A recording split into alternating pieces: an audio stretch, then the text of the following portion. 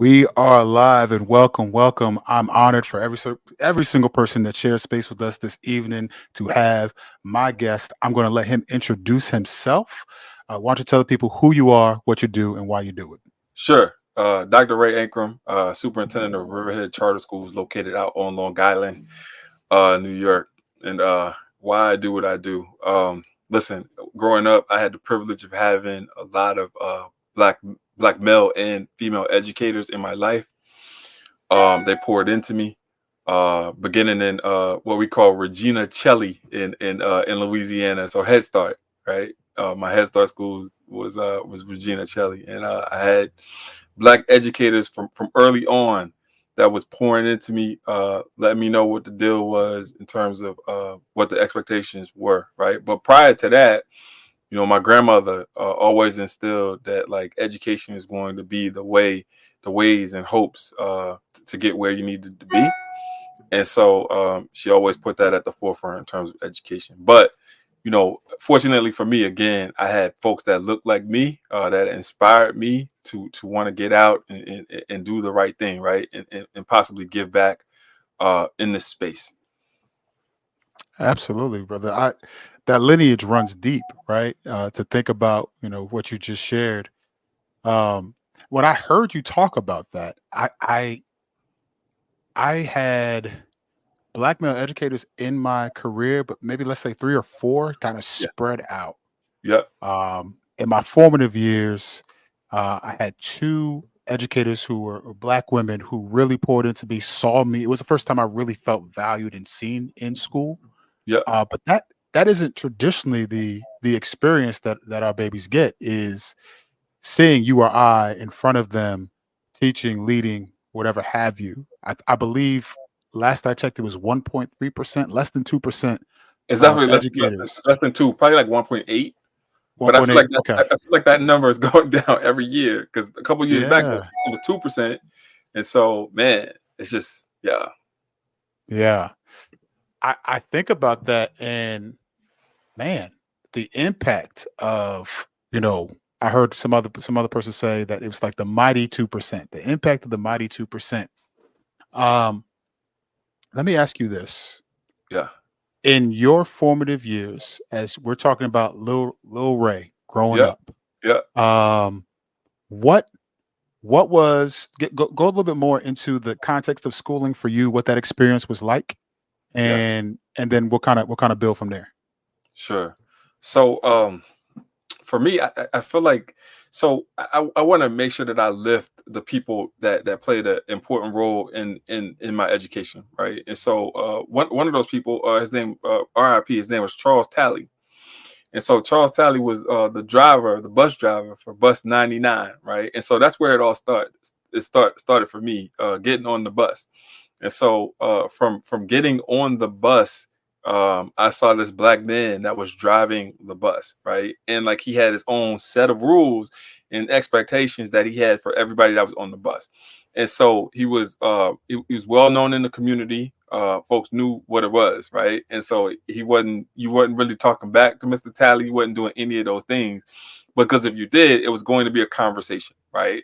And so just that love, right, that you felt from him getting on the bus because he had high expectations for you, right? And I say that to say that a lot of times now, man, you'll see folks that are driving these buses and whatnot that have no connection to the community, don't really care, they're just doing it because it's a job.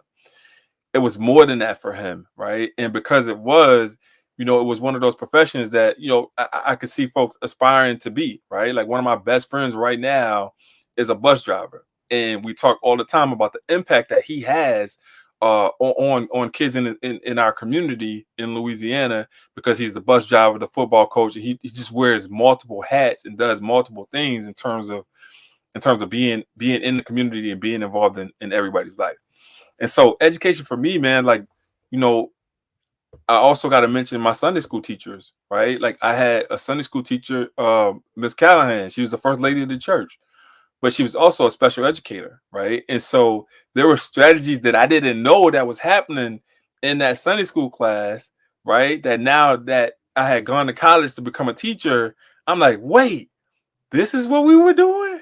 right? So it's like we was doing that with scripture, right? And I'm like, wow. It was amazing. And so as I think back on like my educational journey, man, it's so many pieces um that it's so many pieces to it. And like, I'd be remiss to say that I had white teachers that inspired me as well, right? And I just think that good teaching can happen in you just gotta love these kids, man. You gotta love them, right? And so if you love kids, regardless of what gender you are, regardless of however you identify, regardless of whatever race you are, if you love kids, that's gonna resonate, and you're gonna be able to do the job of making that connection.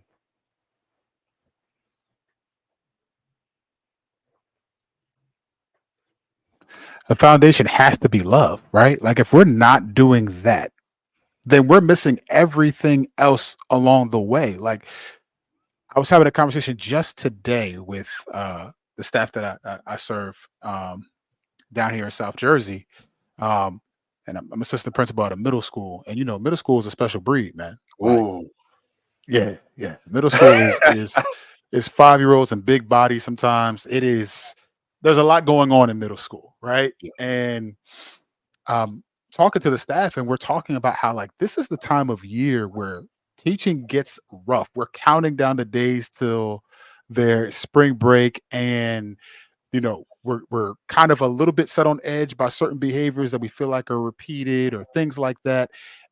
And in that process, in that frustration, things come out, right? That if we were in our best frame of mind, if we were our best selves, we wouldn't see certain things. So I'm talking about things from write-ups to interactions to, what's happening in the classroom. Are we going above and beyond in terms of how we're structuring our lessons? Did we turn in things that, like all of that goes into it because man, this job is hard. But if if Ooh. if love is the anchor, Yeah. then in the midst of all the uncertainty, we'll keep the main thing the main thing. Yes, sir. It- yeah. I so let me ask you this. Where did you feel like was that a consistent basis for you throughout your schooling experience? Like that foundation of love, you felt that and knew that as you were kind of matriculating through the educational system? For the most part, yeah. But Yeah. listen, I hate doing this, right? But like we're here, right? And we're having a real organic conversation, right? And so, we talk a lot about black teachers, right? And the impact that they have. But it has to be the right black teacher, right? Because like Mhm. I experienced a black teacher that dimmed Come on my down. spirit.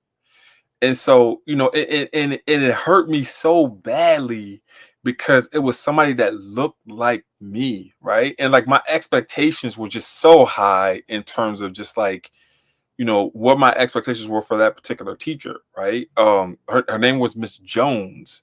Miss Jones was my seventh grade American history teacher, right? And so, bro, I was I'm putting myself on blast.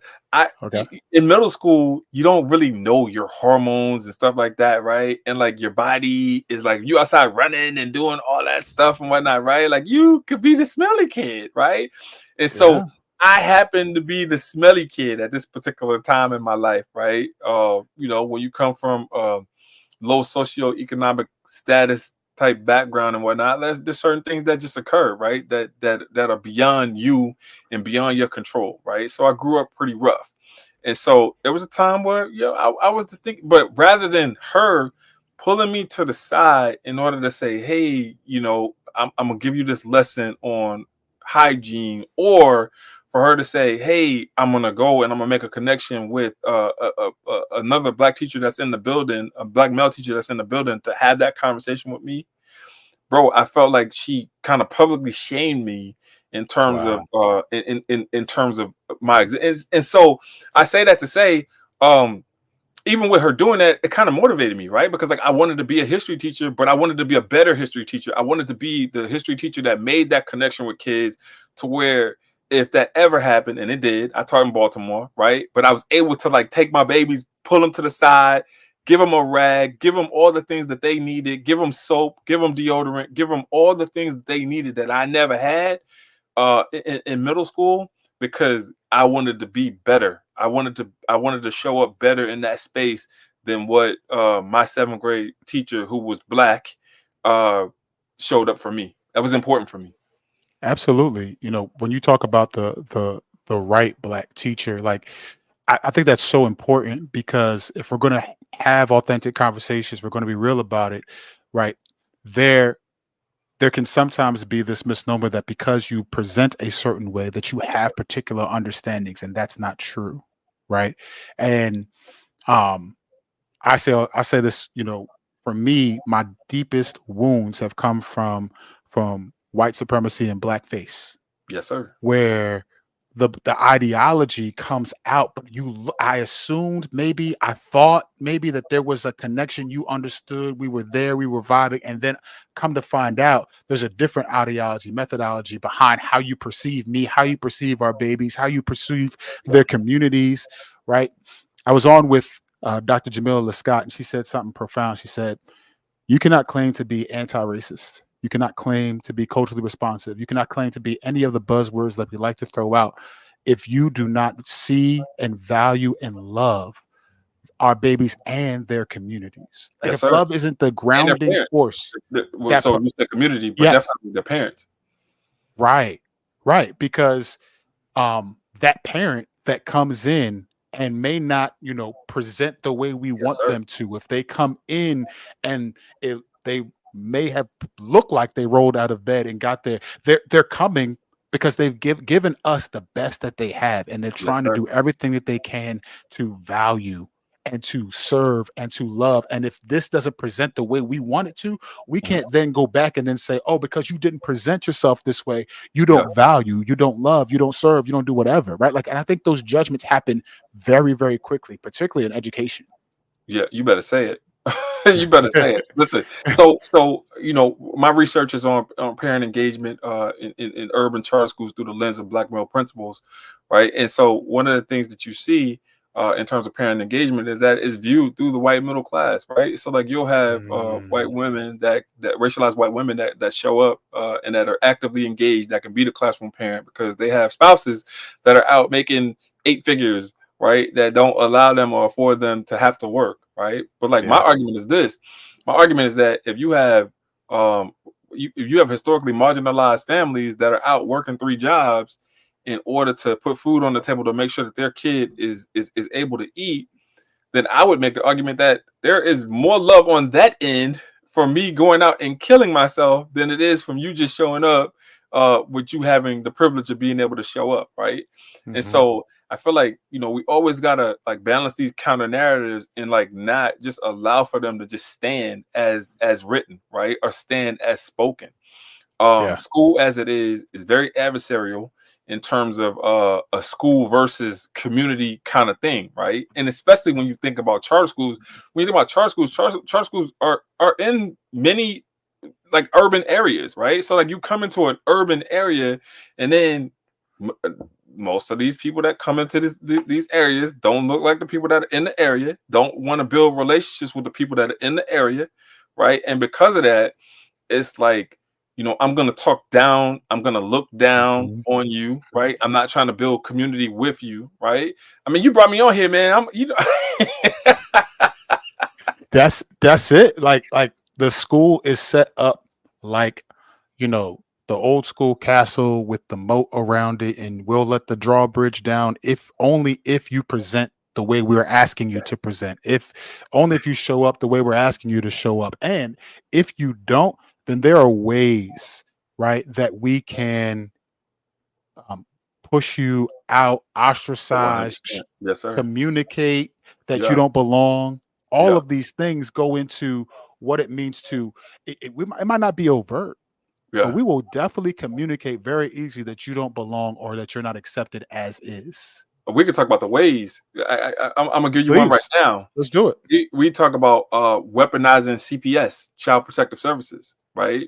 Ooh, So okay. you call me, right, as a parent, and you're like, "Hey, I'm having issues with your child," right?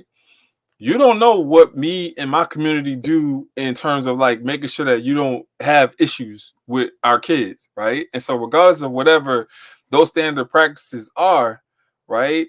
we're now in a place and space to where I'm doing what you asked me to do, right?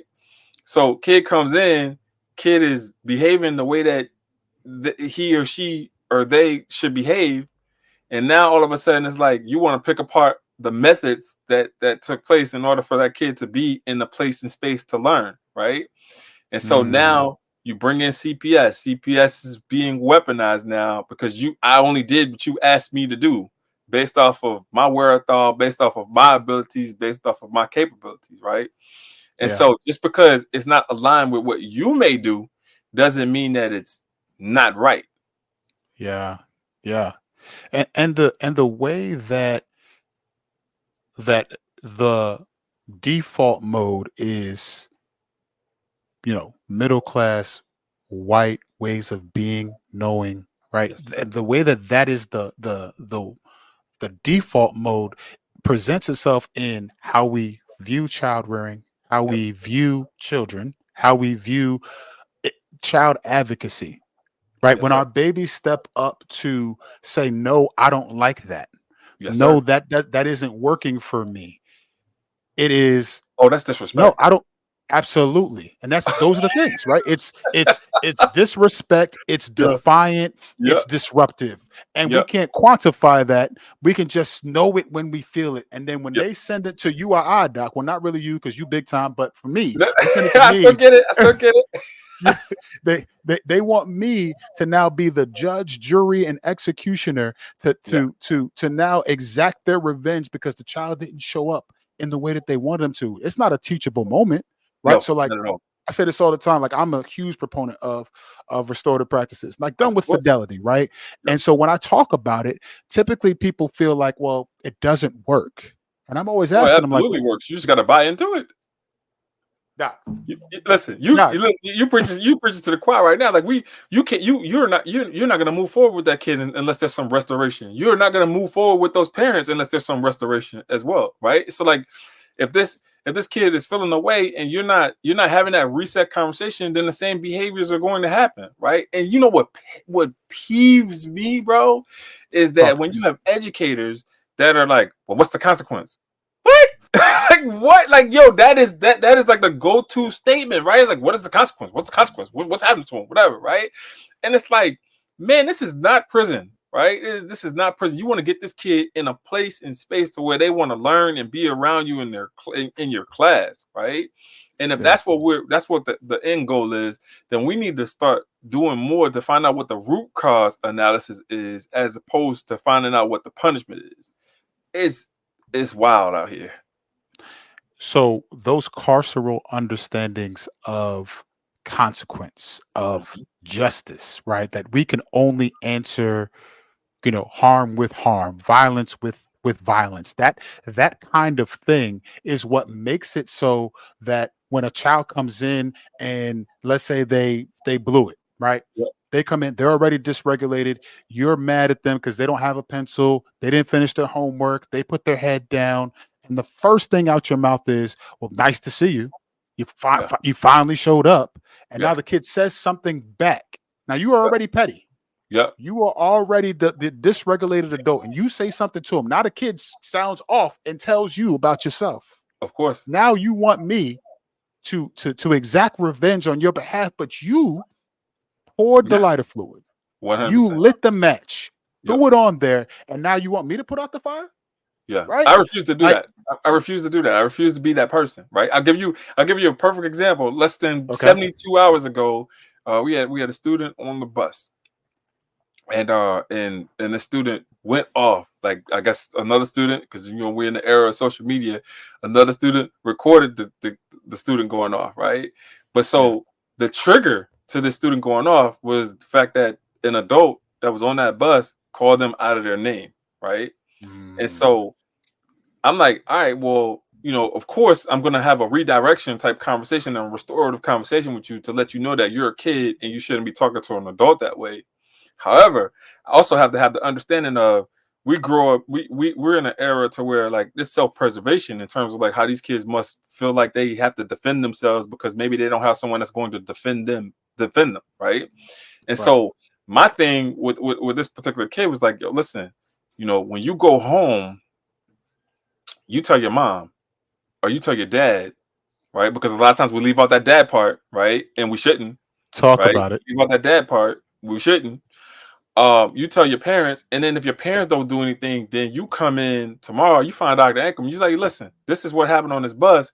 And you best believe if it comes to me, I'm gonna do something about it. I'm gonna advocate for you because you came in and you advocated for yourself, right? And Yeah. so if an Yeah. adult made you feel unsafe or made you feel some kind of way, then it is my job to make sure that I go and I find the answers so that we can now have a conversation to make you whole, to make you feel human. And I feel like a lot of times we have these dehumanizing conversations with kids, right? Because we are unwilling to look at them like they're young adults or they're young emerging parts of what's going to be a civilized society, a member of a civilized society, right? It's like Yeah. I don't they don't look at these kids as human beings.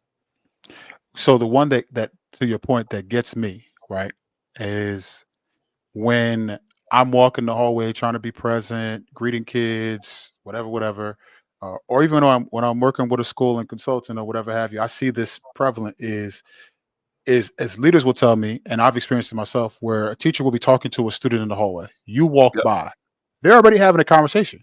You don't need yep. me. Have the conversation. However, when you see me, now it becomes, let me tell you about this kid and let me belittle the kid in front of you. So now it looks like two Mhm. adults are having this conversation about all the things that are wrong with this child. And then we wonder why the kid responds the way that they do. Well, if you think like I can't even have a conversation with grown adults about mistakes that they make on things that they turn in without somebody getting sensitive or feeling some type of way. But yet we will run straight through all the emotion, all the emotional context of what our students might be feeling. And I think it goes all the way back to what you just said. If I don't view you as human, I don't love you. And Mhm, I'm just here to do my job, which is the transference of information. And you better regurgitate whatever it is that I told you because I know and you don't. mhm. Well, then absolutely that's what's going to happen. I don't have expectations for your own personal advocacy and growth because at the end of the day, I'm the expert. You're just here. Let me collect my check. Well, let's talk about the expert thing. Let's go there, Let's talk please. about that expert thing because to me, honestly, and I don't want to sound arrogant or whatever, but like if you haven't defended a dissertation, then you're not an expert in nothing. And so I look at, and even if you defended a dissertation, you're only an expert in a minutia of things. You a very small portion of whatever it is you researched, right? Hmm. Because some people when they put that doctor, they think they know everything. You don't, right? So like I just want to Talk be about it. clear in terms of where I stand, right? Yeah. But I look at teachers, man. I look at teachers as like facilitators of learning. I look at the kids as Yes. the experts, right? Because like the kids know exactly what they want to learn, what's going to motivate them to learn, right? And like where they want to go in terms of the direction that they want to be in their lives, right? And so, your job is to facilitate and to motivate them to get to those next levels in terms of meeting those benchmarks of where they want to be. And Yeah. so I just I don't know, but like I can understand, if you go, you take this praxis test, you take, you take these classes or whatever, like how that may want you to make you feel like you're an expert, but Yeah. I don't. Then also, I think that there's a lot of years that you got to put in terms of like if you are going to master your craft to get to that level to where you are a master teacher or an expert, right? So like Yeah. you're not 3-5 years in or whatever, and I'm like, yo, that's an expert teacher. You got to be about 15 to 20 years in. And you got to have the mindset of knowing that even though I'm 15 to 20 years in, I'm still doing self-discovery. I'm still going Yeah. out and I'm finding my own professional development. And I'm leading professional development. I'm having thoughtful conversations with staff. I'm mentoring young teachers. All the things. Absolutely. Absolutely. When you think about so I want to do this. I want to get into some of the work of your doctoral study Yep. because I think it lends itself well to this blueprint that I want to talk about. Like if we could freedom dream together. For those who just tapped in, we're freedom dreaming together about what it takes, what it means to build a school that actually loves us, that loves Black people, that centers Black folk. What does that look like? What does that mean? Yeah.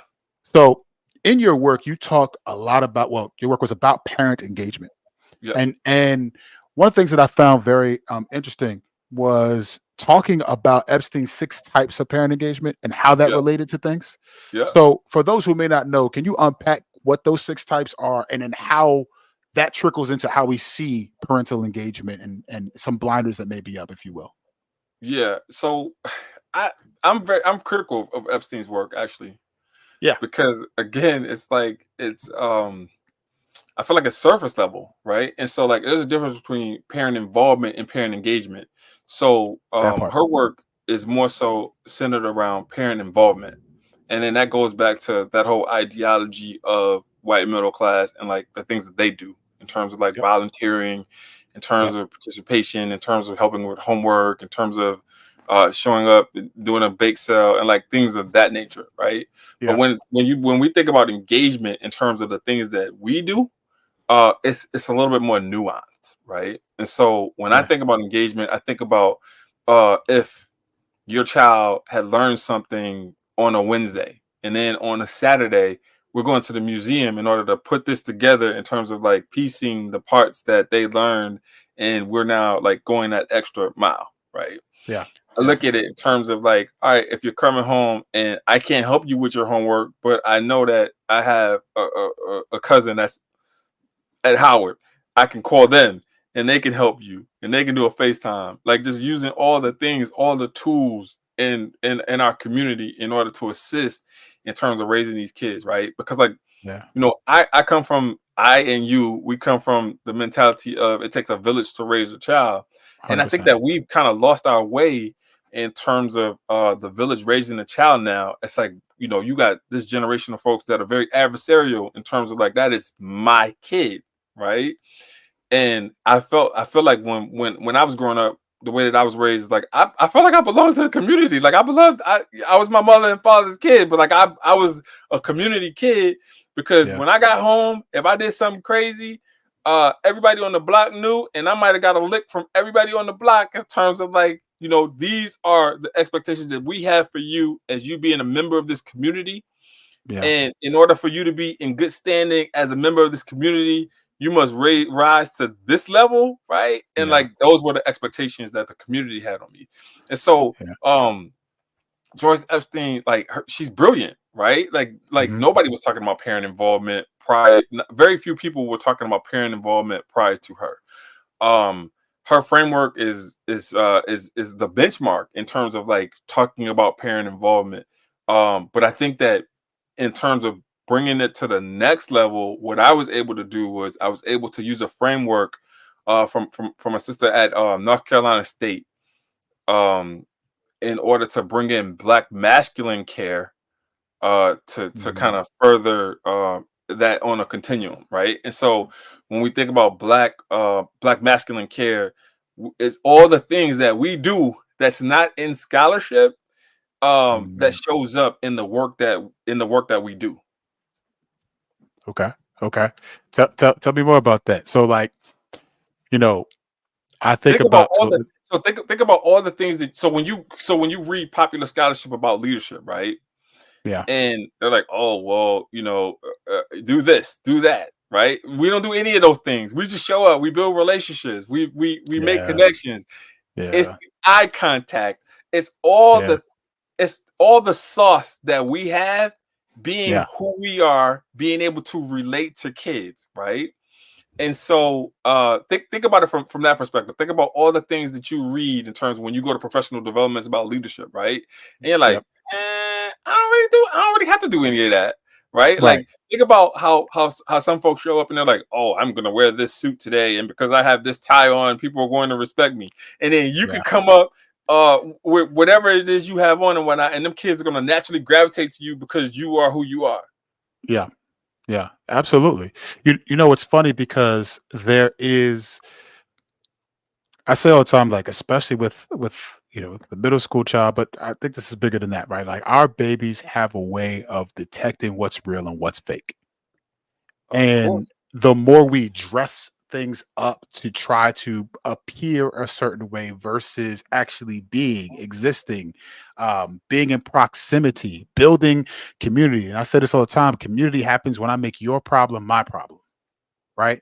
When we do that and our babies feel that, man, Yeah. there's like no limit to what they're willing to do because they have built a level of trust in you. And so when you say something that maybe even sounds like something they heard before from somebody else, they're going to be inclined to try that thing because of the trust that you've built, because of Mhm. the love that you've bestowed. So I love that distinction. I think of even about like little things like going to the barber shop, right? Yes, So like sir. Yes, sir. I I grew up with my grandparents, right? So my grandfather took me to the barbershop, but it was on base.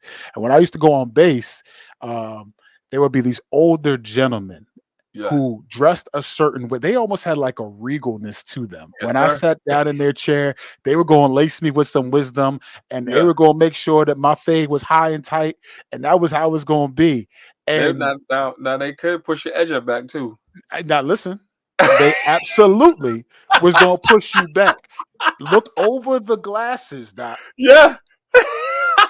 as they as they do it. It may not be exactly the way you wanted it to be, but it's gonna Yeah. be something by the time that they done, Doc. Yeah. Yeah. Let, But let I me let think me let me just go ahead. do a quick retort. Dr. Lisa Bass is the scholar that came up with the Black masculine care framework. She is at North Carolina State University. I want to make sure I cite Black women when we have these Mhm. conversations because they'll come for me. So make sure you do that. Absolutely. But even in that, right? So I learned a lot going to the barbershop. Yes. That Yes. there wasn't necessarily a lesson plan. No. There wasn't a scope and sequence, Mhm. but there was definitely knowledge that was being taught, whether Yeah. it was the way that they walked and carried themselves, the lessons that they learned that they wanted to impart when they tried to, when these older men tried to tell me what it meant to be a man, Yeah. right?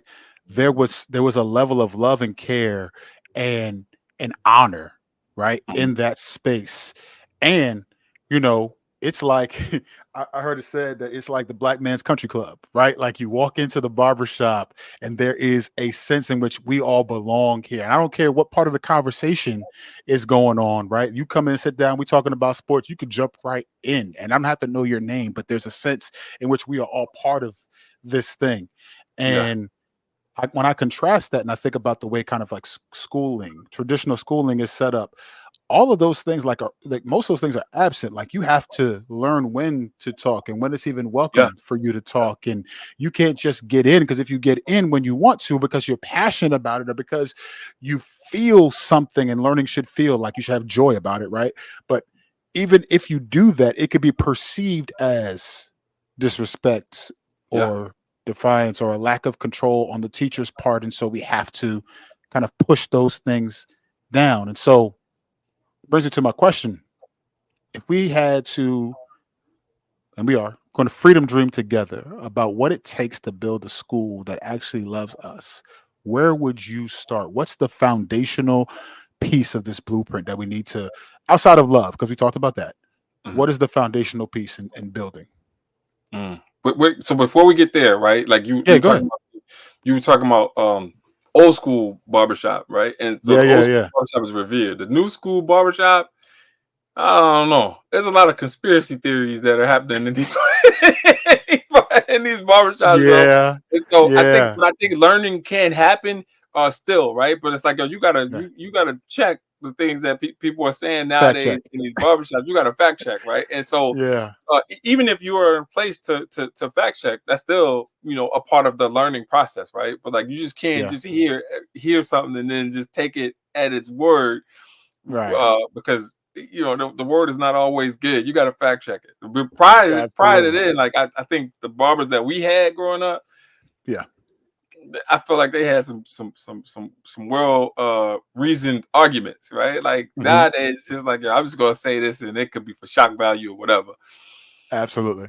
So I just want to make sure that we clear on that. So in terms of So in terms of the schools that I would, man, so like I think one, it needs to have a black affirming curriculum, right? Yeah. So when I say black affirming, I think it goes beyond love, because now it's rooted into teaching us about how we have always been great, right? I feel like the curriculum in American education, it kind of starts like right before slavery and doesn't really talk about much in terms of like what we've accomplished or what we accomplished prior to Absolutely. being enslaved, right? And so I think that that's extremely important. I think that we have to again go back to having the right mixture of educators, right? So like we have to have black educators that are black affirming in terms of knowing what their own identities are, so they're not wrestling with identities. They know, love, understand what it is to be black in American society. And I feel like, a lot of people wrestle with that, right? I think Yeah. that some people come into teaching and they are like the breadwinners, right? So they're like first generation college students that end up going into teaching, and there's a lot of pressure that's on them, right? And so Yeah. like if you have all this pressure that's on you, and you're the go-to person that's getting these calls from like other relatives, like, oh, I need this, oh, I need that, or whatever, like, how do we now provide these supports for black folks in order to make sure that the mentals are there, right? So Yeah. I'm starting with black affirming, but then also I'm gonna stick with staff, what staff may need, right? Like I feel like there needs to be a a psychologist on staff to solely deal with the adults, right? 100%. To make sure that the adults are getting what they need, because it's a lot when you got 25 students in your classroom and you got 25 sets of issues from these scholars that you're now carrying with you or whatever, right? So like not only are you carrying your own baggage, but like you carrying 25 more bags, right? And Hmm. so I think that like we have to talk about just like the psyche of and the importance of dealing with mental health in terms of being a teacher. It's not just, you know 7:30 to 3 or whatever those hours are. When you Yeah. are absorbing all of this information from all these scholars, it's like you're going to take that home, right? It's Yeah. like regardless of if you have a shut off valve, regardless of whatever it is you have, at some point during the day, you are going to unpack something that was said to you, right? And it's like I don't think that we put um enough emphasis on the mental health of teachers, right? Yeah. Yeah. Um what else I want? I want wraparound services for kids and their families, right? And so I think that when you have employment issues, like unemployment issues, right? When you're in some of these neighborhoods that have up to 20% unemployment and crime is rampant, it's like we refuse to deal with the issue, right? Like if unemployment was lower, then crime would be lower, right? And Right. so as opposed to dealing with unemployment, we now want to be hypercritical and punitive on the crime, right? But like Yes. we're not heading off the root issue in terms of like why those crimes exist and why these folks are out here getting it how they live, right? And if we aren't going to talk about that, then we aren't ready to have the real conversations about what it is and what it takes in order to be, be holistic and be whole in the black community. I feel like, and I hate saying this because people get at you when you say it, but like prior to Brown versus Board, Come on. our community was the strongest that it has ever been, right? I feel Hmm. like Hmm. when Brown happened, although folks wanted to integrate and they wanted to force integration, I think forced integration hurt black people. I'm Absolutely. and I 100%. know that there's research that backs up and supports what I'm saying right now. People ain't gonna go do the research. They're just gonna be like, he's out here being a segregationist. No, not at all. But like when you Yeah. have a community that's strong and that's proud, right? It's some people that don't want to see that. They only want to see that type of pride in their communities. They don't want to see that in our communities. And until we're able to accept the fact that folks are going to do everything they can in order to divide us and have us at one another's throats, then there's Yeah. never going to be love. and there's never going to be good schools, and there's never going to be all the things that we need in order to keep us out of prison, which is Yeah. another form of enslavement. That part. To your point, if I could jump in real quick, I would say that when we talk about the um when we talk about, like you were talking about, the wraparound services, right? All of that is predicated upon the school not seeing itself as separate from the community, but as Mm, integral to the community, mhm, right? We don't exist without the outside, and I don't even want to say outside. We exist as part of one of the many spokes in the wheel of the community. Like, what if parent teacher conferences didn't have to take place at the school? What if mm, we went to community centers? What if we went to spaces where we knew our folks were already there, and asked them to take part in us meeting with them on their terms, right? What if mm, that happened? Um, what if in place of, and I agree with you wholeheartedly on the Brown versus Boyd, because we talk a lot about where did the black teachers go? mm. That's where they went. I mean, black teachers and leaders. That's where they went. Like we're still recovering. We're still trying to figure out what happened. Well, they got fired. Hmm. You know, like the forced integration was cool. We could take these kids because we have to, and you're going to bring military in to make sure that they walk in. And you know, I keep Did this you see picture that picture of behind Ruby me. King? You see that? Ruby King Yes, is 69 years old. Do you see that picture of her? yes, Well, that's one of the most yes. painful pictures out, man. And they make you, you know, and I saw this video. It says, like, you know, they keep the pictures in black and white to make you think that the past is past and not next to you in your first, second, and third period. Uh-huh. I love that juxtaposition, right? So I want to go to food too. Uh-huh. Like you said this a while back. You said, listen, if you're a school leader, like, you should always try the food that the Oh, kids I are always eating. do. Yeah. You Yes, sir. always do. Yeah.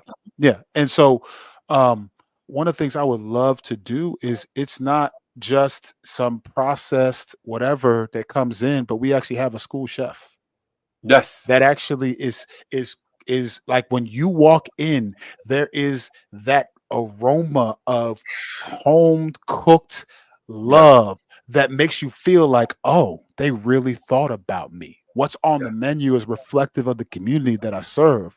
Now, Yeah. yes, we're going to make sure that it has the proper ingredients and that it's healthy and that it's all these things.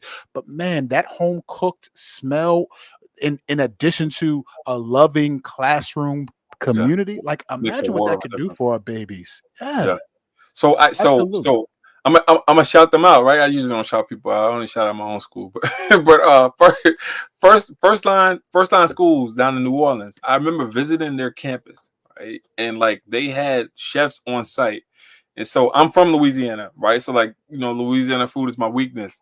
And so imagine walking into this cafeteria and smelling like gumbo, and smelling like all of the things that we eat down south, right? And just that Yeah, aroma, just like I was like, man, I'm not leaving here. Like what?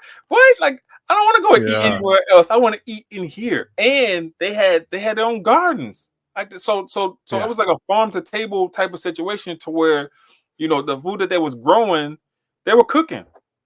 Bro, it's yeah, amazing. yeah, yeah. And what that will do for the the sense of love and thought and care, it's like, if schools continue on the track that they've been on, it continues to feel like our school, Mhm. the students and their communities are the last thought on the school's mind. That Bro, we haven't thought about. Go ahead. I just saw I just saw some data in terms of Baltimore City, right? So Baltimore City just Mm, they just put $1 billion into a prison complex.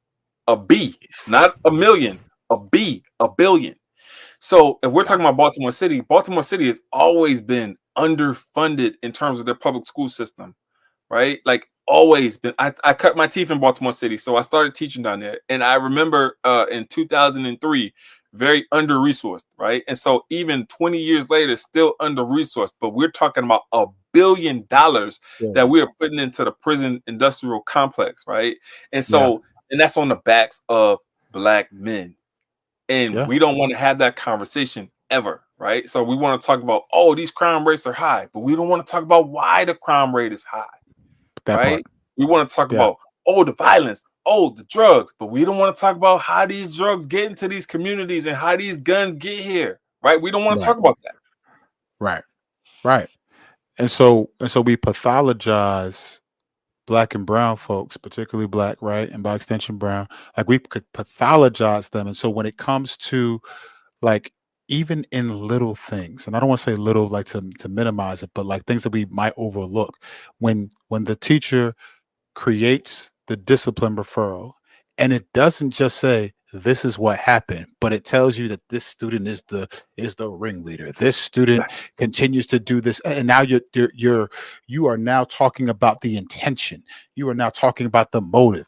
You are now talking about them in terms of them being pushed out of your class and all of these things, and you feel justified to do so for whatever reason.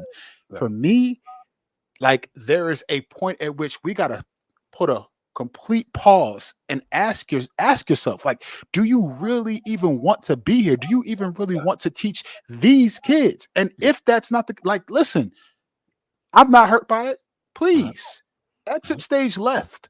mhm. But it continues to be the biggest export in our communities. The teachers that Right. will come in, not be connected to the community, not love the community, not know anything in the community, come in, collect that check, and then go back to their neighborhoods and spend that somewhere else. Go back to listen. I tell people all the time, it's like, listen, I'm I'm fortunate enough, right, to where like my kids go to my kids went to my school. Like my daughter's still in my school, and I think that that is the staple of any school leader. And you'll have folks that will debate like, oh, it needs to be some separation, there needs to be that. But like one of the ways in which you could tell that if somebody is invested in their school in terms of if it's bad, it's going to be better quick because my kid is in here, is to put your kid in your school.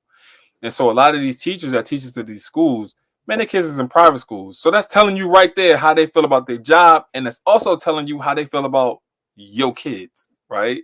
Because listen, if I'm unwilling to put my kid in my own school, then that's telling me exactly what I need to know in terms of how I feel about your kids and how I feel about where I work. Absolutely, absolutely. Um, I think that the other thing that I would do in building this school that actually serves and loves us is I would think that the training, the preparation, the accountability, the love and service of teachers, we would have to eradicate the racism of low expectations. Oh wow. Yes. You So you coined that perfectly. when we come in and you okay, no, they can't do this, so we're going to edit, we're going to and we'll have very creative and very wonderful names for it. We've modified, Yeah. right? We've Differentiated. we've we've differentiated our instruction according Yeah. to our learning groups, and Made it we culturally hide relevant. it. Yes. And so we Culturally do all deficient. of that. Yeah. And but really all we're saying is no, I'm gonna go ahead and push in these things that I know that they can and get them out of my hair because I know Yeah. that and I'm not going to push them because I don't want the struggle piece in my I don't want that component in my classroom. I don't want them to have to struggle through or push them to struggle through because I know what that can do for them. Right. Like I think about it this way. I when I was playing basketball in high school, I there was like 10 seniors on the team. So I was playing deep left bench. Like I'm a sophomore playing deep left bench, and I'm sitting there. One of the seniors was like, "Man, come on, come lift with us." And I get on the bench, and he takes these weights and he puts it on each side. I have no idea. I have not done the math. I don't even know how much the bar weighs at this point. So I am Yep. sitting down. And I begin to push. And when I tell you, Doc, I'm like, I'm not moving the bar whatsoever, but I'm pushing as hard as I can.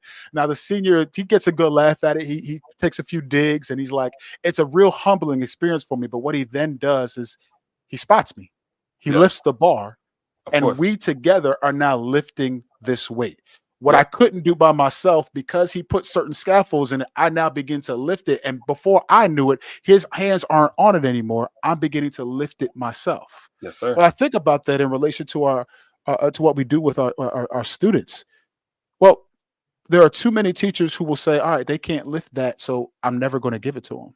Of I'm course. never going to work that into the curriculum. I'm never going to circle back to that.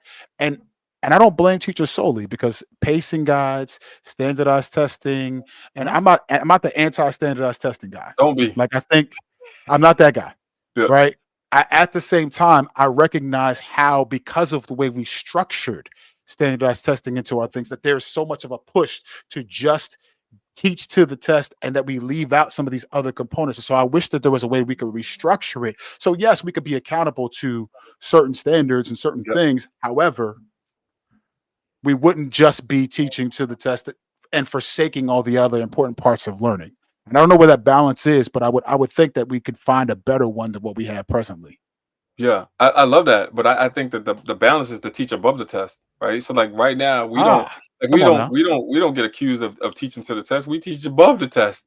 Yeah. It's like the Yeah. test is the bare minimum. You passing that test is the bare minimum. And Yeah. then also what you see is you see a lot of teachers. To your point, you'll see they're not even challenging our babies on the grade level that they're on, right? Like That part. they will water that curriculum down so much to where you could have a sixth grader that has never seen sixth grade work that is doing fourth, maybe even fifth grade work if we're lucky, right? And Mhm. that's what following the pacing guide. That's what doing all of the things, right? Mhm. Mhm. But like I think that that's sort of the ways in which our system is designed to Mm. underachieve for historically marginalized kids. But it takes those special educators, those educators that care, those educators that love their kids to come in and go above and beyond to make sure that, all right, I'm going to challenge you. Because like a lot of these kids, they just want to be challenged. We just got to tap in order to find out what drives them, what motivates them, what is rooted in their joy, and they will rise to the occasion. I've never ever had low expectations for my kids, any of my kids. Right, my bar Yeah. was always high, and my Yeah. bar will always continue to be high because I know that there's brain the brain is elastic, right? and Yeah. so and so these babies' brains will grow. All you got to do is be willing to pour into them, That and part. they're gonna get to where they need to be. 100%. 100%. I want to do some housekeeping items. Then I want to kick it to you for some final questions and Yeah, final question to wrap up. If you have tapped in, I don't care if you're coming from LinkedIn, if you're coming from YouTube. I want to encourage you to please tap into uh, Dr. Ankrum's work. Follow him, support him. He's out at conferences. Are you going to State of Black Learning, by the way? for sure.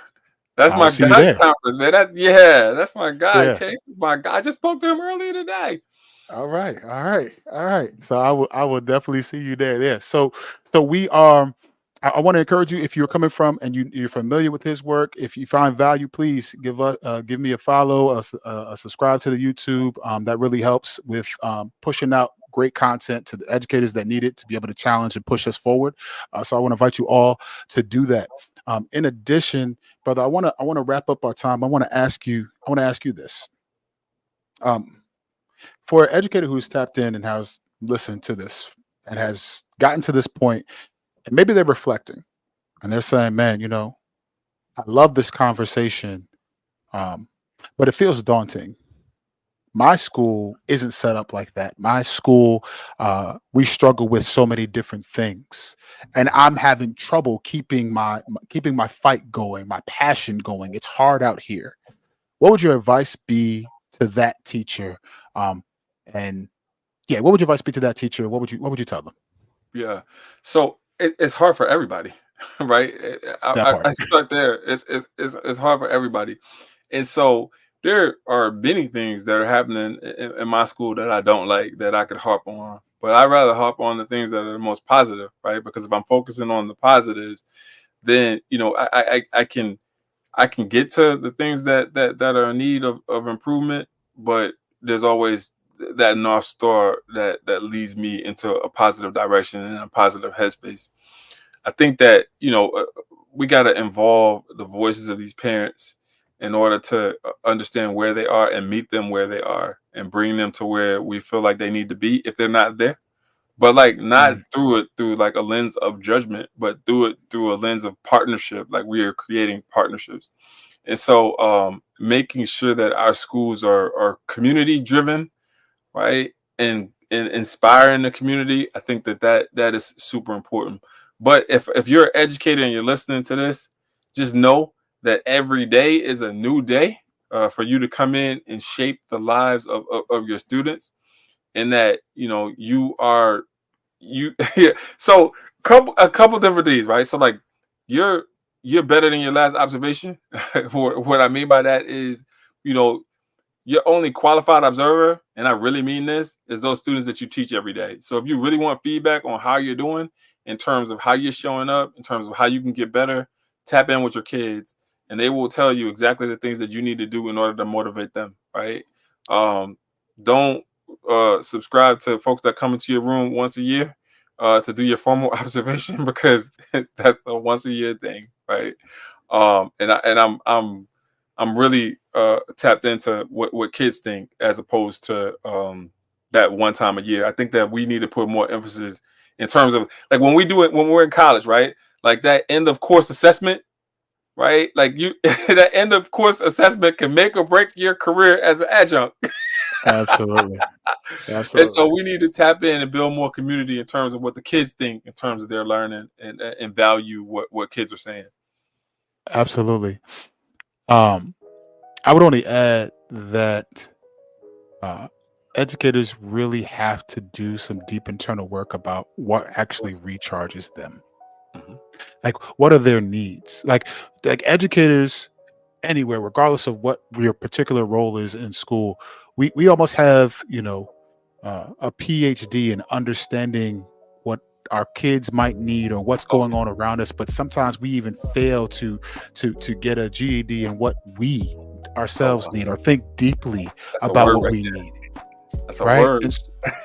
So I need us to reflect deeply about that, and to understand, like, the you are invited into a process, and yes, it gets hard sometimes, and our kids, some of the adults, some of the systems that are broken, they all push our buttons. And I want to borrow from a good brother, Dr. Chris Emden, where he uses the analogy of an elevator, and he tells us that if you want to rise to a new level in an elevator, the thing you have to do is push a button. And so when Yeah. our buttons are pressed, it is an opportunity for us to rise to the occasion. And I think we only do that if we're really taking care of ourselves. I think if we're only doing that if we're being honest and reflective about where we need to grow. And we're only doing that if we're centering the needs of our students and their communities, right? When we truly do that, I think we get to the heart of something. So if it's hard, I want us to get curious about why, Yeah. what's going on, and what we might need.